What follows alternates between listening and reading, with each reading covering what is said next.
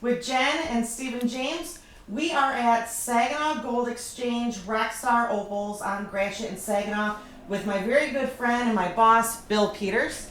Not only is he the owner of the vault, but he owns this beautiful arrangement of gems, gold, opals, and we're going to ask him a couple questions today and see how this whole thing came about and how you can get yours. Okay. Hi, Bill. Hey, Jen. What's going on? Nothing. I just fell in love with the opal. Yeah, I don't. I've been liking gold. Like Gold Rush. I like the Gold Rush shows. Oh yeah. The gem shows. The Jade from British Columbia. Them kind of shows like that. And I watched them for years, and I kept on telling my wife, it's like, hey man, I got the equipment. I got the equipment that we could go to Alaska. We could go gold Alaska. hunting. Yeah, Alaska, wherever gold's at. Yeah, because I have the excavators, I've got the loaders and stuff. I've got the equipment, and she just said, you ain't doing that. There is no way we're doing that. She hates snow, and we live in Michigan, right? So I watched the shows, and then this one show came on because I canceled my cable subscription. So I'm streaming now, right? When was this? 2 years ago. Okay. 2 years ago, I started streaming rubies. I love rubies. I love tanzanite and stuff like that. So I came across a show called Opal Hunters, Outback Opal Hunters, on YouTube, and I was watching that stuff, and they cab. It's not faceted stones. You don't facet opal. Then this is just Australian opal. It's not Ethiopian. It's not any stones like that. It's basically not the hydrophane, but the sedimentary stones that are very stable and they don't crack. The most part.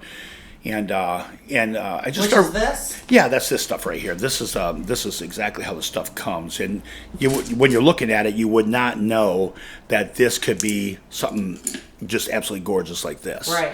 Or other stuff up above me and over the showcase over there. So, but it all comes like this: black, white, gray, and what you're searching for is the color inside the stone, the gem inside the stone. And you don't see it unless you put a light on it, unless you dip it in water, to see. And then you find the shape. Kind of like the pearl and the oyster. Exactly. But this one you have to create. So what I dug about the show was the guys are mining. They're going down in holes, like rat holes. They're going down in 60 feet down in the ground to dig this stuff out. Now, I'm not interested in that at all, right? So I just, it's they can have it. I'll give them, I'll support them. Yeah. I'll pay them to go ahead and do that kind of stuff. So anyways, I'm watching that stuff, and in the process of sitting at nighttime with my other work that I do, I'm at home at night and I'm watching TV now. And I'm not a TV guy. I don't like TV. So it's okay, but I found myself gaining weight. So I'm sitting in a lounge chair, and I'm old now. So it's not good to be old. And then sitting around eating and watching TV. So I'm getting fat.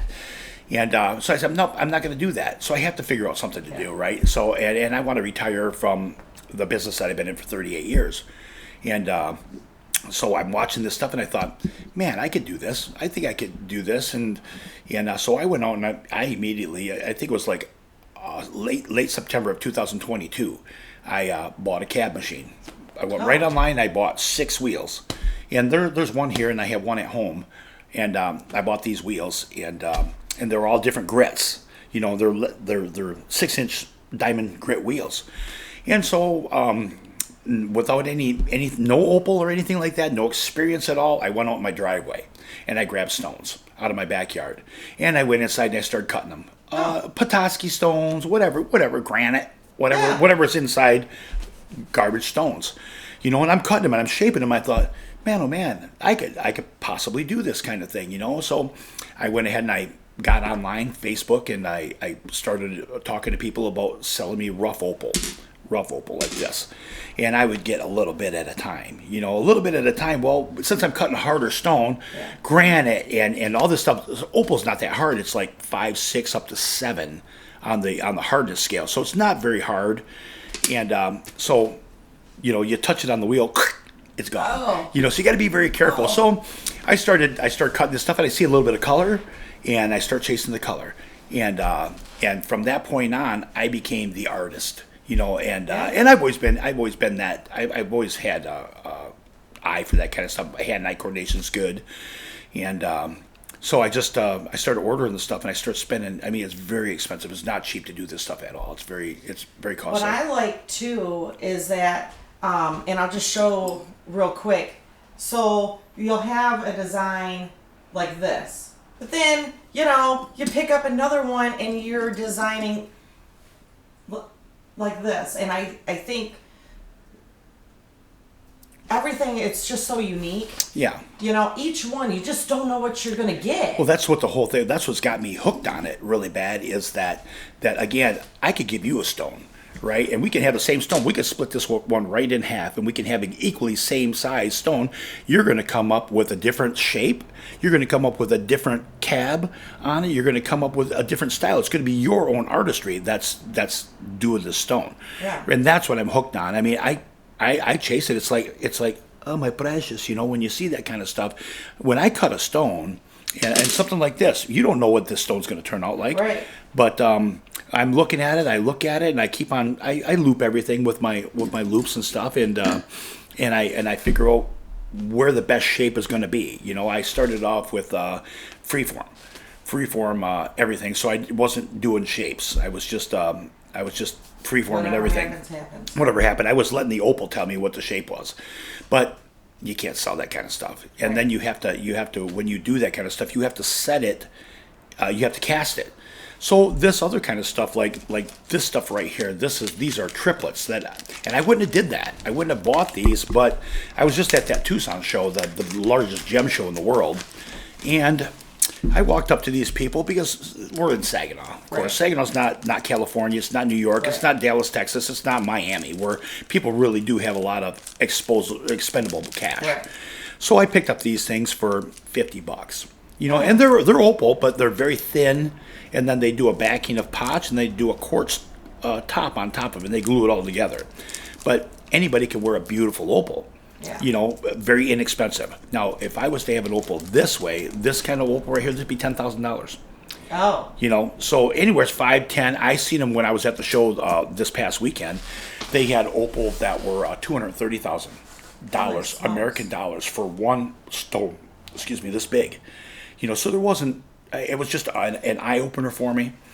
For going down there and really seeing the real dollar amount that these things are commanding. Yeah. Because what would you rather have? I mean, these are all one of a kind. Every single one of these, like if you'd got a ruby or something like that, or you get a diamond that's, let's say 3 carats, you're talking $20,000-$30,000, maybe $50,000 for that. Well, to do the same thing, you could get $50,000, $100,000. Now the carats are going to be a little bigger, to come into that kind of price. But, diamonds are diamonds. Every time a volcano burps, it shits out a diamond, right? Right. Or a sapphire or whatever other kind of right. stone. I mean, every time a volcano burps, it's burping out them gems. So they're not, my opinion. Learn something new every day. Yeah. Well, in my No opinion, idea. in my opinion, it's, I mean, there's so many of them out there. Yeah. Diamonds are, girl's best friend. Well, diamonds are very easy to get. Yeah. And they're not that expensive unless you get right to the high quality stuff. I mean, if you're talking about clarity and stuff like that, and you better know what you're talking about, because moissanite, is it's carbon too. So back at the Saginaw Gold Exchange here, I take in diamonds, and you can mess up really bad, by buying somebody's. They'll come in and try and sell a ring. Yeah. And I have testers here that test out all this jewelry. I mean, amethyst or whatever, and glass or whatever the kind of stone is, and so you can screw up. Yeah. And then if you pay somebody a couple $1,000 and you find that it's moissanite, you're in trouble. Oh yeah. Because you just coughed out that money. It's worthless. It's nothing. But they do put that stuff in. They put it in gold. I've got one right here that I made a mistake on buying. And this says 14 karat gold. I tested the diamond in the center of it, but it's garbage, and that cost me $75. And I keep it on my desk purposely. Right, just as a reminder. Yes. So as a reminder that you really have to test this stuff. Right. You know, you got to test the gold. I've got acid that I test it with. I've got a machine here that I test with. You know, so I do everything now but a lot better. Have you let other people cut their own stone? Yeah. That's basically what I want to do here too. Is once people get more, I've only been doing this for a couple months here. Yeah. You know, and even with the opals, you know, I've only been doing this for a year and 4 months. So it seems like forever. Like I was thinking, like when you opened up the vault, and then we had COVID, and I feel like I'm thinking 2019. You know, I'm thinking, man, he's been doing this for longer, but I guess not. It seems like forever. It does. Oh, I know, and I wish I would have gotten into it so much earlier because the way I feel about it and stuff like that, I have not lost 1 ounce of passion. I thought that, you know, after a while, like even with the club and stuff like that, you know, you lose a little bit of the enthusiasm, you know, when you're building something. Even with cars, I did cars for a long time, and I rebuilt cars and stuff like that, and I just lost the excitement for doing that kind of stuff because it takes years. You know, when you're gonna do like a 1957 Chevy, you know, 210, 150, you know, or something like that, you know, 5 years goes by. Yeah. You know, I did my GTO. That took 5 years to just get it to where it's at. You know, and that just takes forever. So and I thought that this was going to do that too. I thought that I was going to like slow down and wane out and not just want to do it anymore. But it's not like that at all. No, and it's like the vault, because when you open that, you know, it's like it starts here, and now to look at it, you wouldn't have ever thought that it was what it was when you. Oh, you absolutely, bought it. yeah. And that's the one thing that I love the most. The vault is my favorite job. Like I want to be there all the time. Yeah. And it's great because when you walk in, sometimes you just notice something. Like I just noticed that disco ball. Oh, really? A couple months ago. I wanted to take that out though. You know, and I'm glad I didn't. It's been there forever. It's like original with the building. It you is. know? It is. And it's like, how long has that been here? But I just noticed it.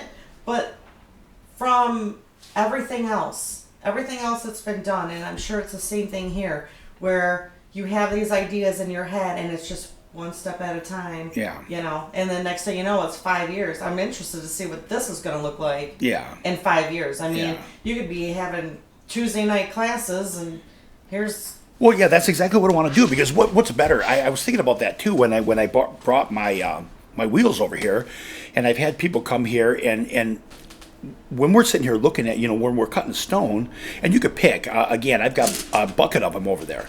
You know, if you want to leave something for like your grandchildren, Yeah. or something like that. What kind of an heirloom or what kind of piece of jewelry that you put your own hands on. You know, you can't do that with a diamond. You No. can't do that with faceting. Right. You know, you can't. It'd be nice to be able to pass down like a ruby or something like that. That was your grandmother's, Right. or something like that. And people do that, of course. But even with opal, they do that with opal. Right. But generally, that stuff ends up in my shop. You know, because they don't care about that kind of stuff. Right. You know, white Cooper Pedy opal. Well, I think we're, you know, just kind of raised up on pretty much like the diamond. Right. Or, you know, might be like a black onyx or something. Like when you were a kid, Yeah. you know, you were like, oh, I'm going to dig for gold. I'm going to find a diamond or whatever. Right. Because it was just passed down to you generationally. Right. Where like the opal, it's always been around, but you didn't really know Right. much about it. It wasn't really talked about, but in the reality, Right. the opal really is just such a fabulous gem. Like Yeah. your videos, he's got a Facebook page, and we'll put a link on it. You can see him working on these opals and Right. see what it takes from the beginning to the end. They're beautiful. Yeah. Absolutely beautiful. Yeah. And they're all one of a kind. I mean, you could take the same stone, like I was saying, and have a totally different look, a totally different because the patterns are everything. The patterns, the colors Yeah. are everything when you're grading them. You know, like if you get a mossy pattern, then I have them. I've got one right up here. It's a mossy pattern. Yeah. Right there, and it's beautiful and it's huge. It's 32.23 carats. And but that is not the most desired pattern. If that would have been flagstone, Yeah. chaff pattern or something like that, that'd be $100,000 rock right there, Oh, all wow. by itself. just by itself. Yeah, not even set. Not even set, not even set at all. Just that rock itself. Maybe even more than that. It could be 200,000. I mean, I've seen gems at that show that were 300 grand. That's not Aussie dollars, that's American dollars, and that was what really shocked me with going there. And I went there purposely to really get that. I never would have thought an opal was that expensive. I would never thought all the content that you put out.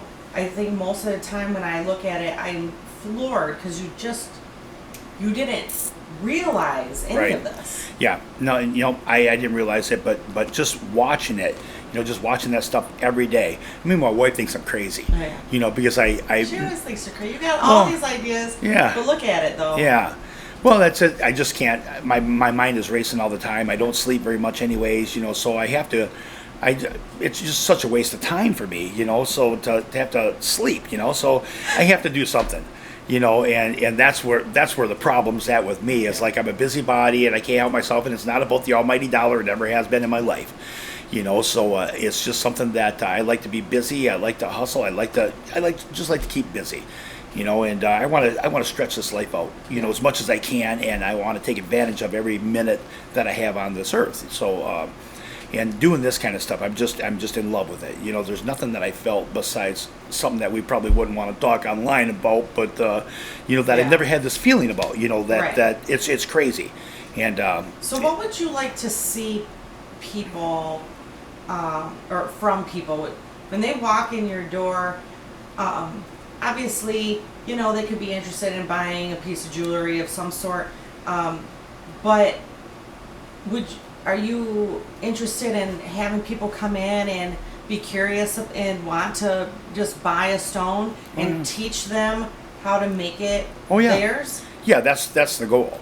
That's what I'd like to do. That's exactly what I want to do. It's just it's something I just want to educate people. As a matter of fact, right over by the window, I was going to set up a station that people could come in, and then it really starts stirring up the interest about, well, what's this all about? What's going on over here? Because in my back room right here, it's hid. I could close the door, and that doesn't stir up anybody's interest. Right. But when somebody walks in, the first thing, like I change batteries, I do repairs and stuff like that here. Yeah. But the first thing I say is, hey, you interested in opal? You like opal? Well, yeah, I love opal. As a matter of fact, I had talked to a lady yesterday, and she said her granddaughter's birthday was in October, and I said, psst, look at the opal. What a great present, And I did snag some cheaper stuff from the show, just so because really what I'd like to have is I'd like to have every single person having either something around their neck, in their earrings, or something like that. Do like a second episode, and we'll come in and play around. Yeah, do a grind session or something like that, and find your own gem in this stone. Because that's what it's all about. It's like, and it doesn't really matter. Like if you're looking at this is a black opal. If you're looking at that opal, we really have to figure out what kind of gem we're looking at. Because some of them could be. I wouldn't want to mess up a black opal. Right. Because them are the ones that are they're like $20,000 a gram. Right. And then this little one right here, this is probably 8 carats right here. So if you mess up something like that and it's 8 carats and it's worth $5,000, you don't want to do that. Right. But it would be fun. That's $50. Yeah. Well, you could do actually Ethiopian opal too. I mean, if somebody, now that stuff is very inexpensive, and it would be fun. Yeah. But it's a different process because that's hydrophane.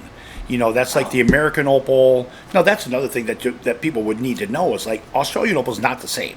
Australian opal is sedimentary. It comes from the bottom of the ocean. And I guess 110 million years ago when their ocean dried up in the center of Australia, because the whole country is like a desert. And you've got different areas, like Coober Pedy was the bottom of a salt ocean. Oh. And so Lightning Ridge was a freshwater sea, basically, kind of like the Great Lakes. So that's where you get the different color, the different potch. Like the white sedimentary stuff is from the ocean water, salt water and stuff like that. And the silicate gets down inside the ground and then finds a fossil maybe or a piece of bark. Yeah. Or I've got clamshells, also. Clamshells, twigs, belemnite, and they get all opalized. So a lot of times it's like material, wood. There's a lot of wood fossils and stuff like that. I've got a bunch of that stuff. And that I think is how it gets opalized. It gets into like something that was livid at one time. Right. You know, and or clay or whatever, like boulder opal. There's so many different types of opal out there, and we have it. You know, we've got boulder opal, we got Winton opal, we've got ironstone, Yawa nuts, Corite nuts. You know, there's just so much. There's so much, yeah, and it's all fun to cut, but some is messier than others. Any kind of boulder is messy; it'll spray you. You know, you'll turn orange from it. Oh, great. You know, so you just gotta pick your days and pick your times when you're gonna mess your whole station up, because I don't cut it here ever. Because if I cut it here, my whole room would be orange. Yeah. You know, and my whole fingers and everything. So we don't cut no boulder here. No. But yeah, I'm just in love with it, and I don't think that I'll ever stop loving it. I'm going to do it for the rest of my life. I love your passion. I mean, since I've known you, which has been a while. Yeah. The one thing that has always drawn me to you is your passion for everything. Yeah. Whether it's the band, Sparkle, the vault, this. Yeah. There's always something, and you have this passion and this drive. Where can people find you? Like, where can people find Rockstar Opals, Saginaw Gold Exchange? We're out here in Thomas Township at 7855 Gratiot, right next to Hometown Pharmacy. And we're gonna go ahead and post a link to his Facebook. Do you have particular hours and days that you're here? Yep. We're here Monday through Friday from 10 to 5. 10 a.m. to 5 daily. And sometimes I'm here on Saturdays just because I don't like sitting around doing nothing. So yeah, you just have to drive by and make sure the truck is here on Saturdays. Yeah. If there's a vehicle in the driveway, then there's somebody inside. Okay. Yeah. Perfect. Yeah. Well, we're going to wrap it up, but I hope you guys have learned a little bit about the opal. You definitely have learned a little bit about Bill and his passion, and we really hope that you guys follow, like, and subscribe to our YouTube channel and our Facebook page, as well as following Bill on Rockstar Opals on his Facebook. And stop in. Just, if anything, walk in and take a look around. Just see what it is. Touch it, feel it. He is a great guy. He'll let you, hang out and ask all the questions that you want. So hopefully we'll catch up on this again in another episode where maybe we can grind some down.